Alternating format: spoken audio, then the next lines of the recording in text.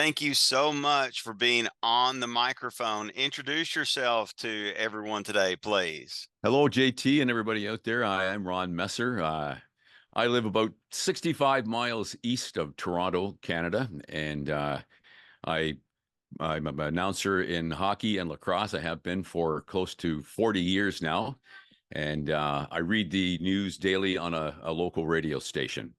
I was a millwright for 43 years. That was my main career, but I always had this in my back pocket because I absolutely love sports. And people say, you know what, you've got a nice voice. Maybe you should, try announcing.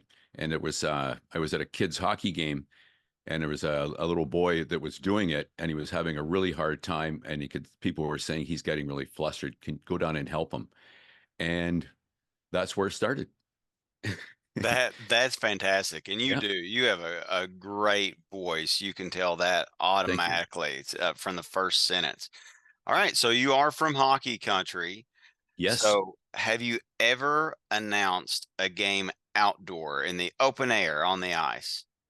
No, I have not. I gotta tell you that right now. No, I've never done that. I've been in some really cold arenas, but probably one of the coldest ones was I lived in northern Alberta. I lived in the Rockies for 7 years, and I announced hockey at the local arena there, the men's leagues games, and that's a place where it can get down to minus 45 at night. Ooh. And in the arena, you know, I had gloves on, and anybody's got a coffee, you can see the steam rising off the coffee. Yeah. I don't like it. I love nice warm press boxes with pizza and coffee. So, So you're not just a hockey fan, you're an avid lacrosse fan and announcer for that sport. So what's the what's the game that you have been highest scoring game that you have been a part of? Because lacrosse is just catching on in my part of the world in Kentucky. I know one collegiate head coach, and he asked me to come watch a game, and I loved it. Absolutely loved watching it. And a lot of back and forth action, a lot of points scored. So, what's the highest scoring game you've ever been a part of? uh, well, box lacrosse, like indoor lacrosse, is played in an arena is traditionally a little higher scoring than the field lacrosse version, maybe perhaps that you've seen. I've seen scores 19 to 17, a winning game. Back in the older days when the equipment wasn't as advanced as it is now, the games were traditionally a little higher scoring. So I went to one last night, and the final score was 10-7 last night. It was a junior game. Yes, young guys like 17 to 20 years old. Yeah. Uh, eh, Lacrosse, I've been involved in lacrosse since I was a kid.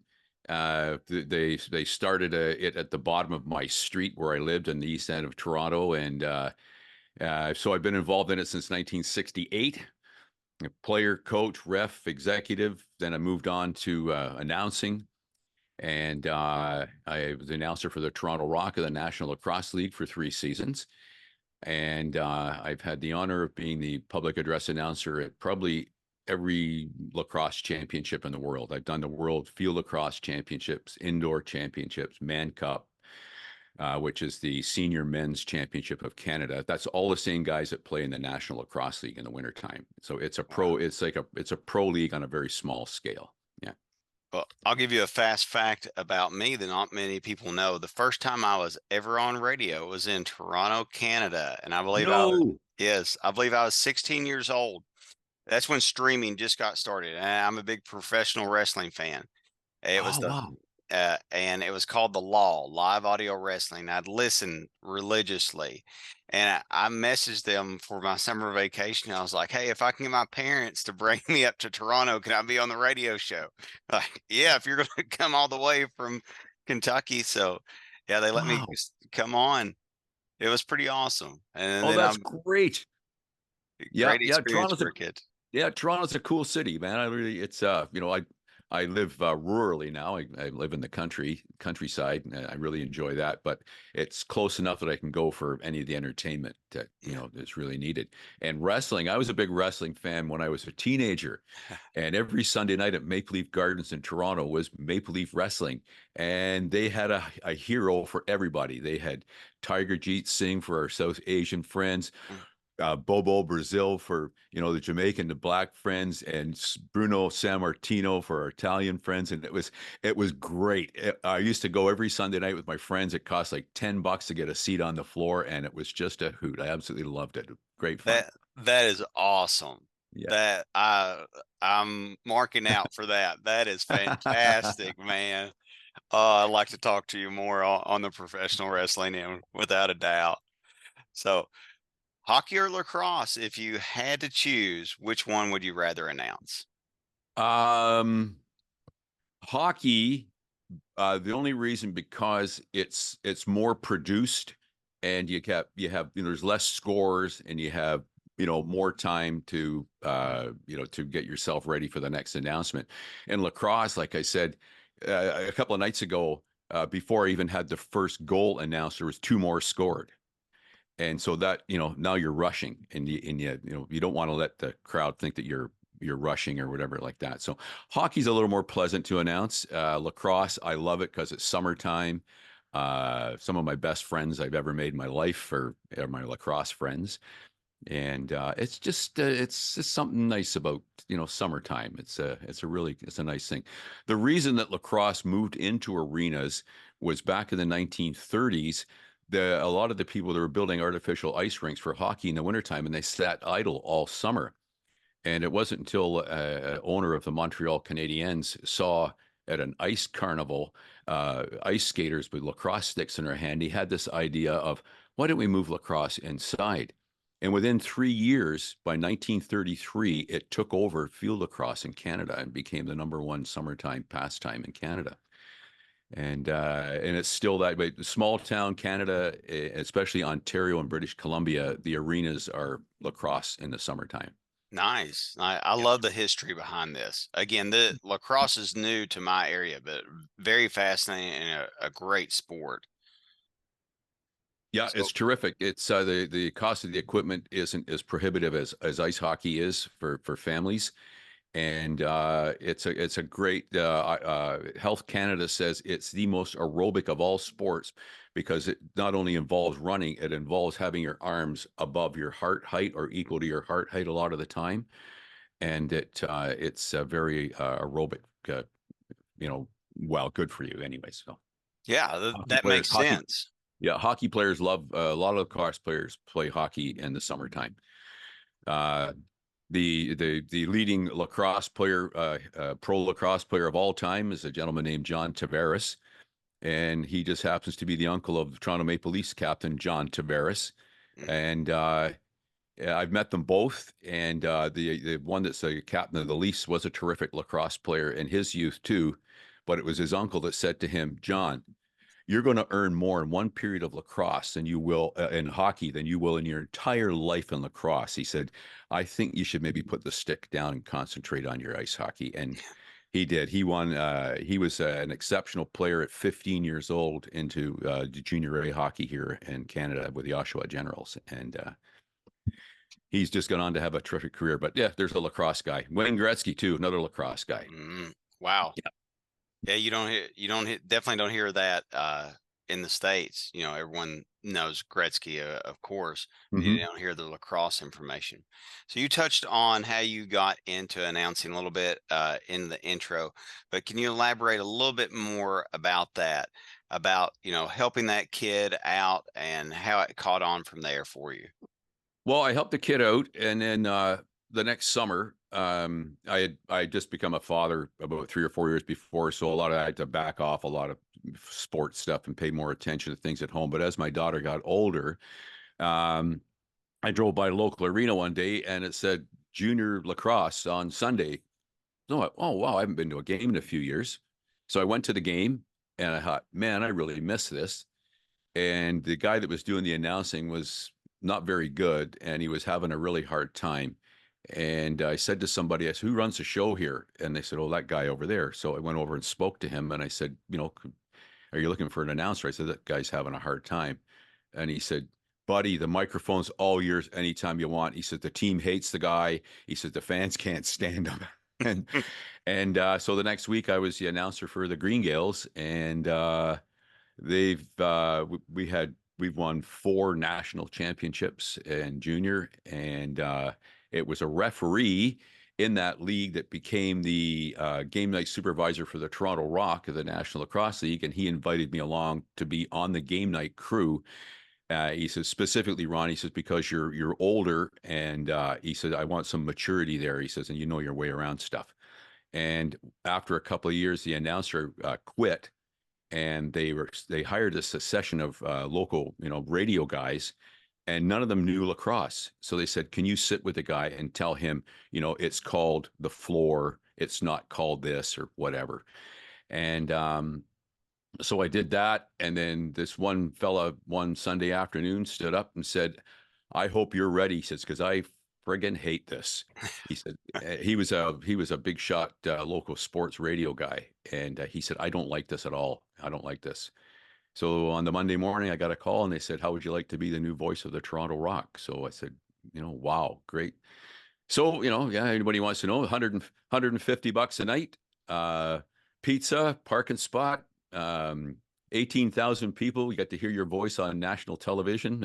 It was a lot of fun, and it led to some other opportunities in like the world championships. I got hired to do that, and oddly enough, another one that came out of the blue was the lingerie football league, and they contacted me and said they're having a team in Toronto, and would I be interested in being the announcer? And I thought, I've never announced football before, but the guy said, well, we heard you got a big loud voice. He says, that's all we really want. We'll give you a script. So I did 2 seasons of the lingerie football league in Toronto. It was a hoot. Um, the food was great. That's another thing too. I always ask for what's the money in it, and is there any food? Because you got to kind of balance out how much am I spending on gas to get here, right? Because this is a job. It's a little business kind of thing. And yeah, so that and hockey, local. I did a year for the Oshawa Generals. I filled in for their announcer Terry Johnson, who was fighting cancer, and he's all better now, so he's back. I do in the Tier 2 league in Ontario, which is one step down from the major series. These fellows are still allowed to get scholarships in the NCAA. As soon as they go up to the next level, major, junior, they're classed as a professional, and the NCAA won't let them have scholarships. So this is really, really good hockey. These are a lot of guys you see populate a lot of the big schools in the US and Canada. And we staged the World Tier 2 Junior Championships there about 10 years ago, and I got to do that one as well. And I got to test out my French. It was a long time since I'd spoken any. I used to work in Quebec quite a bit, so I had to learn how to speak it. But it was a lot of fun to get to do it in 2 languages. So I haven't had that opportunity since. So I still do that, and I do lacrosse. I'm announcing for 3 teams this summer, and I do the radio 5 days a week. I do this all from home. Where I'm sitting right now is my front room, and I send everything over MP3s over the internet to the radio And station. that's And so, amazing. yeah, yeah. And you can tell just how passionate you are about everything that you do. Recognizing that you've got this talent and then taking it to the maximum that you can. That's awesome. Yeah, I also another thing about announcers too is I enrolled in a voice acting school as well, and I'm very active in that as well. And the first time I went to it, the prof said, he says, you're a really good announcer. He says, but you suck at acting. So there's another component to this whole thing as well, because I would like to take this to the next level to do radio commercials. And I do a lot for my local station, but I don't get paid anything for it. What I'd really like to take this to is, where somebody says, well, this one's worth $800. So, oh, I'll do that. Thank you. That There kind of you thing. go. Yeah. So out of announcing, I mean, over 1,000 sporting events, and then your resume is just astonishing. When all good, all good. Okay. What's the key to keeping your voice in good condition to do so much announcing, to use your voice day in and day out? What do you credit as the key to keeping your voice in good shape? Well, the first mistake I made when I got into the big time stuff was I was shouting too much. Don't shout. Keep your normal voice. Keep it as conversational as possible. And you're getting paid by a team. Embellish, them when you're speaking. And if it's a type of league like I know in lacrosse, they really like it when you downplay the other team. And so it's all about getting the crowd involved. How do I keep my voice? Don't shout.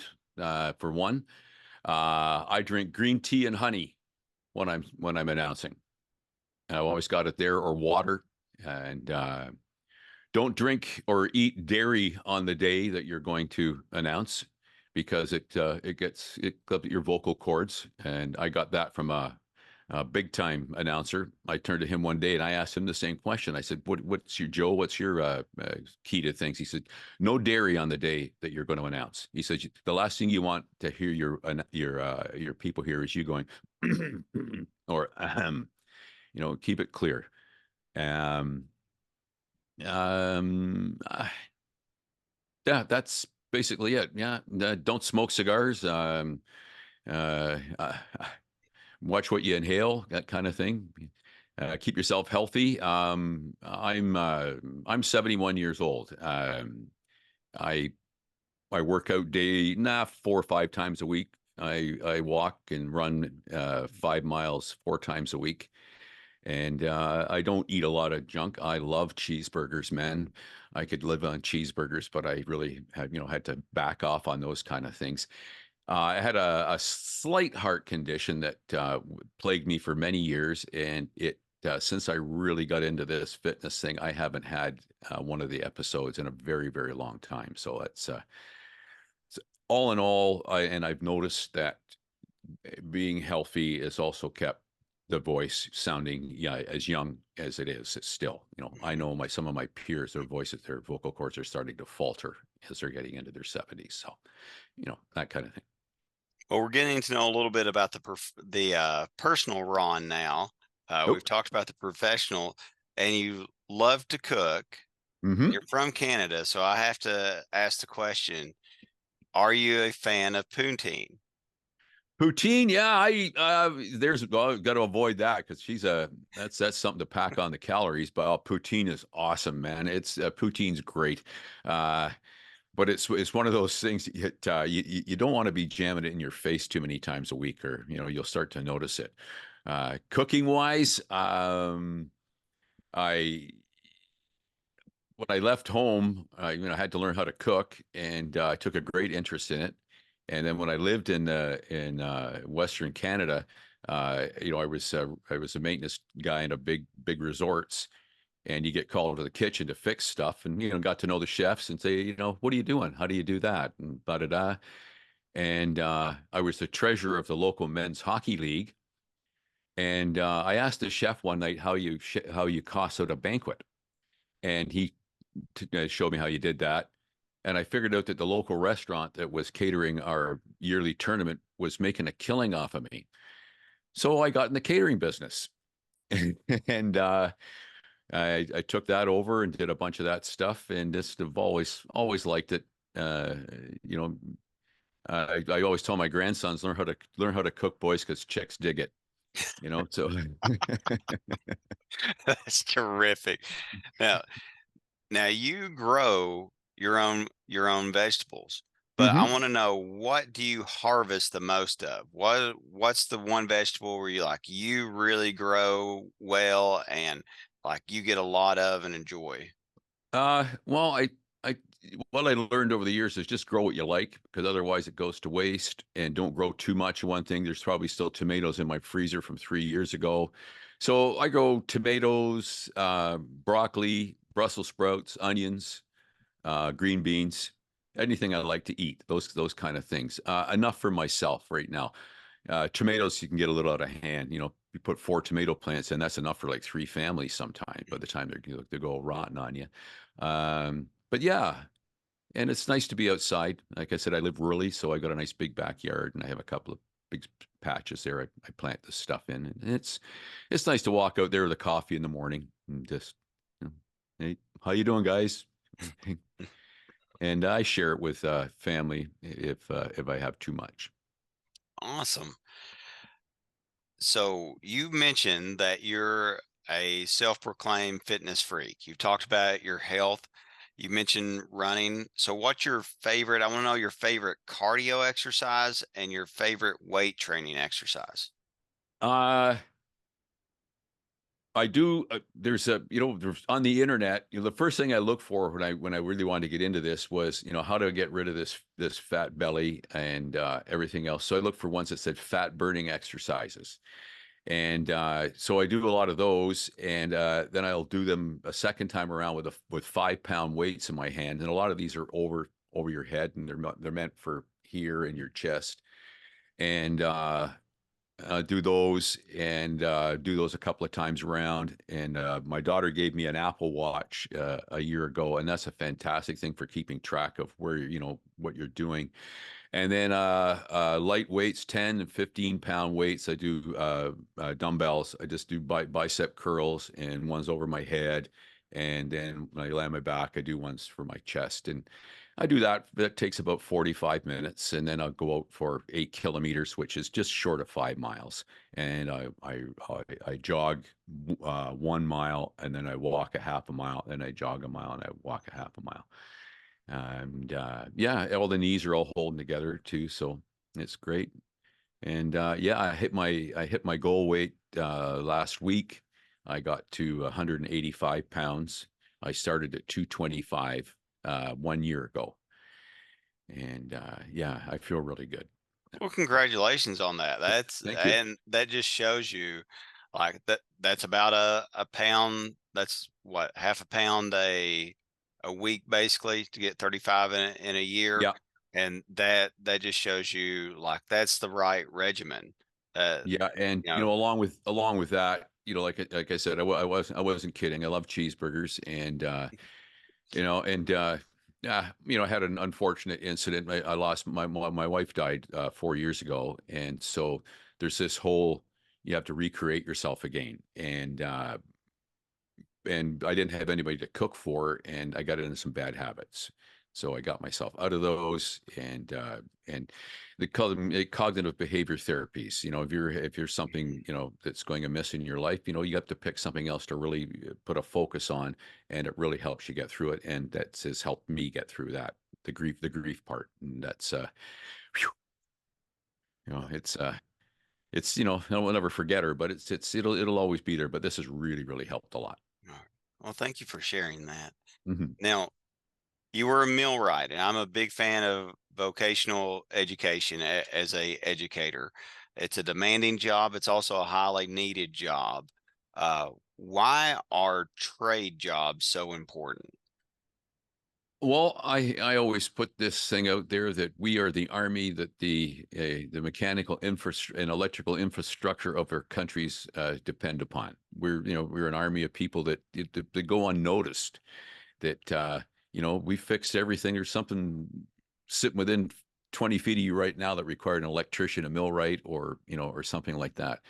And right now it's really important because there's a there's a big hole in the numbers because a lot of us are retiring. All the baby boomers, where we populated all these trade unions and trade guilds for all these years, we're all retiring now.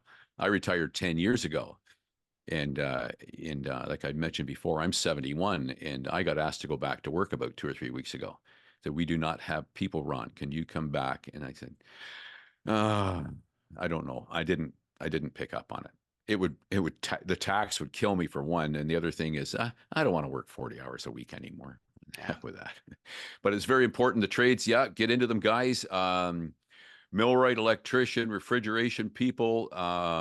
They've all got a lot of physics and mechanical engineering and stuff behind them. It makes you think, and more critical thinkers is what we need. Thank you. Um, Last but not least, share some advice to a beginning announcer. What are your words of wisdom? Because you've got all this experience, you've done at the highest level. Uh, so just pass on some knowledge there to maybe someone that is just getting started. First off, don't put a pretend voice on. Like at radio school, they call it, "Hey man, what are you doing?" Well, that kind of. They call that Rodney Radio. It's a guy that's trying to make him, trying to mimic something. He's here. Just be yourself. Just totally be yourself, and don't shout for one. Learn the dynamics of how close you should be to your microphone and away from it, because you can get different effects that way. You get more dramatic effect the closer you get to it, and if you back away, that kind of thing. Um, Always work from a script. Don't try and wing it. That's when those times when you'll get that big knot in your stomach and you think you're going to puke because you've just made yourself sound stupid in front of 500 people. Work from a script. May I say it again? Work from a script. and and people's kids, their families love to hear their names. Make sure you do not mispronounce someone's child's name. They'll be down to tell you all about it within about 10 seconds. And yeah, make sure pronunciations, you get those before your game starts. Make sure you got a script. Your equipment's all working. Nothing worse than having a bad connection. All of a sudden, you get this just big crackling into your speakers. I heard some poor guy at a game last Friday night, and he was going crazy because the equipment in the arena was so old and suspect. He was getting, yeah. Check your equipment before you start. Script. Check your equipment before you start. Don't shout. Just be yourself, and be polite as possible around fans and whatever you are representing that organization, and show up dressed, nicely. You don't have to wear a suit and a tie, but show up looking clean, and you know, turn the baseball hat around the right way if you're going to insist on wearing a baseball hat. That kind of, just those kind of things. You're setting an image for your team, for your organization. I'm big on that. When the people come in the building, you've got all your sound checks done. The first thing they hear is some nice music and a program that makes them feel that they're getting their $10 or $15 worth that they came there for. Because if they say that guy sucks, that music's too loud, they play too much AC/DC, or blah, blah, blah, blah, you hear all the complaints. And keep everybody happy. Everybody's got to come in there and have a nice time. Thank you very much for attending tonight's game. Please watch your step as you're leaving the building.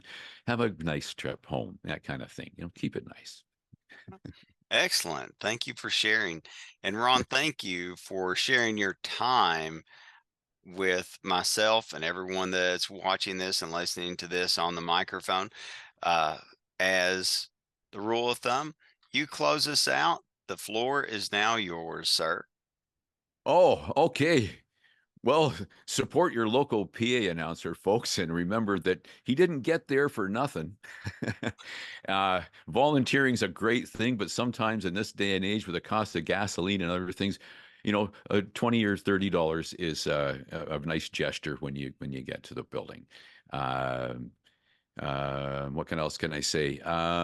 Be polite to your fellow fans. They're there for the same reason you are, to cheer on your favorite team. Um, yeah, don't get once the game's over, the game's over. That's it. Everybody shake hands and go home, and that's it. I've seen too many instances where there's been people in the seats get upset because little Joni or little Johnny has taken what they feel is a bad shot. So think that's the lumps. Your kid's out there, and you got to expect that. So be polite, and be nice, and support your local lacrosse team. And I just want to say, Todd, thank you very much for including somebody north of the 49th parallel as one of your guests. I really appreciate it very much. And you all come on, visit us anytime. You'll be more than welcome. Thank you very much, Ron, for being on the microphone. You're welcome. Thank you, Todd. Thank you, everybody.